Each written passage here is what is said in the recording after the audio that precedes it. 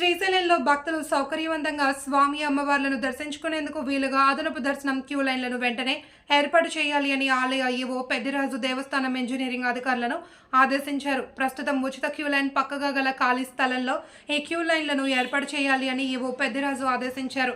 ఈ క్యూ లైన్లను ప్రస్తుతం సర్వదర్శన క్యూ లైన్లకు అనుసంధానంగా ఉండాలన్నారు. నూతనంగా ఏర్పాటు చేస్తున్న క్యూ లైన్ల ద్వారా సర్వదర్శనం భక్తులకు రద్దీ సమయంలో ప్రవేశం కల్పించాలన్నారు. ప్రస్తుతం విద్యా సంస్థలకు త్వరలో వేసవి సెలవులు ముగుస్తున్న కారణంగా భక్తుల రద్దీ అధికంగా ఉండే అవకాశం ఉందని, అందుకే భక్తులకు సౌకర్యవంతమైన దర్శనం కల్పించేందుకు అవసరమైన అన్ని చర్యలు చేపట్టాలి అని, అదేవిధంగా క్యూ లైన్లలో భక్తులకు మంచినీరు, అల్పాహారం మొదలైన వాటిని నిరంతరం అందిస్తూ ఉండాలి అని ఈవో పెద్దిరాజు అధికారులను ఆదేశించారు.